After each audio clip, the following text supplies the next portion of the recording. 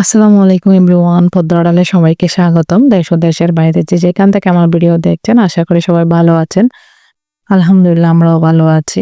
সবাইকে জানাই শুভ নববর্ষ। আসলে ২০২৫ সালে আমরা অনেক কিছু পেয়েছি, অনেক কিছু হারিয়েছি। আলহামদুলিল্লাহ সবকিছুর জন্য। নতুন বছর যেন সুন্দরভাবে কাটাতে পারি।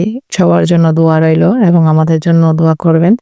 সে সাথে হচ্ছে বাড়া থেকে আসার পর বেডশিটটা চেঞ্জ করে নিয়েছি। ফিরে এসেছি আমার শান্তির এটাই হচ্ছে একটা শান্তির জায়গা যেখানে যাই না কেন, এই জায়গাতে ফিরে আসতে হয়। তো আমি হচ্ছে এসে তারপর বেডশিটটা চেঞ্জ করে নিচ্ছি। ব্ল্যাঙ্কেট সরিয়ে পিলো সরিয়ে হচ্ছে আবার বেডশিট বদলাই দিচ্ছি। যেহেতু আমার হচ্ছে এই জায়গাটা না সবসময় গোছানো রাখা হয়। কারণ দেখা যায় যে একটু সময় পেলে ওখানে এসে শুয়ে পড়ি। ব্ল্যাঙ্কেট মুড়ি আর শীতের কথা বা কি বা বলবো। আজকে গত ১ সপ্তাহ ধরে যে প্রচুর পরিমাণে শীত, কোনো কাজই করতে ইচ্ছে করতেছে না অলসতার কারণে। মানে রান্না করতেও কষ্ট লাগতেছে, পানি ধরতেও কষ্ট লাগতেছে। এভাবে মানে প্রচুর ইচ্ছে করে সারাক্ষণ কম্বল মুড়িয়ে যেন শুয়ে থাকি। এভাবে আমার মনে হয় সবারই সেম অবস্থা ঠান্ডার মধ্যে।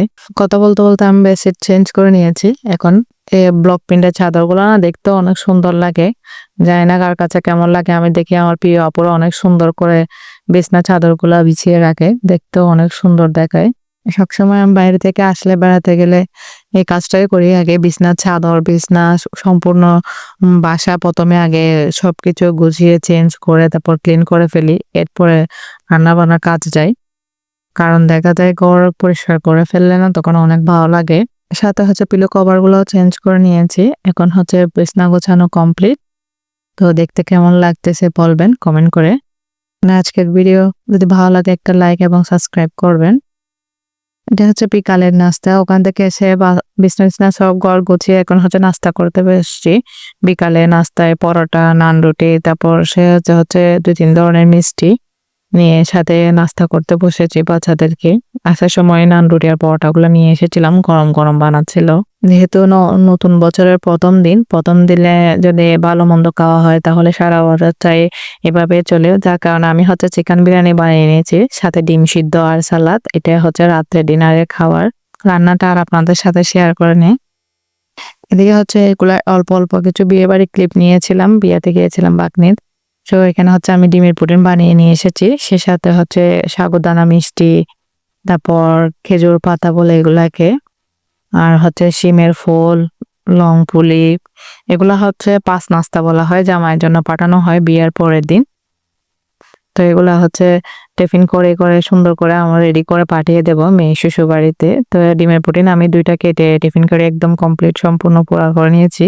সে সাথে সাগুদানা মিষ্টি, শিমের ফুল, খেজুর পাতা, লং পুলি পিঠা এগুলা সব পাঠাবো জামাইয়ের জন্য।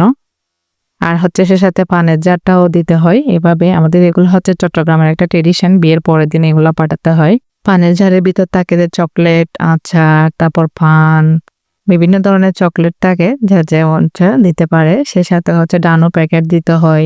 সাথে হচ্ছে কলার ছাড়া আর মোসাম্বি, আপেল, পান, সুপারি, জর্দা যা, যা লাগে সবকিছু পাঠাতে হয় মেয়ের বাড়িতে। তারপর মেয়েদেরকে দেখতে যাই সবাই বাপের বাড়ি থেকে। তো আজকের ভিডিওটা হচ্ছে এটুকুই। যদি ভালো লাগে লাইক, সাবস্ক্রাইব করবেন এবং বেল বাটন অন করে রাখবেন। পরবর্তী ভিডিও দেওয়ার সাথে, সাথে যে নোটিফিকেশন পৌঁছে যায়। ভালো থাকবেন, সুস্থ থাকবেন। আল্লাহ হাফেজ।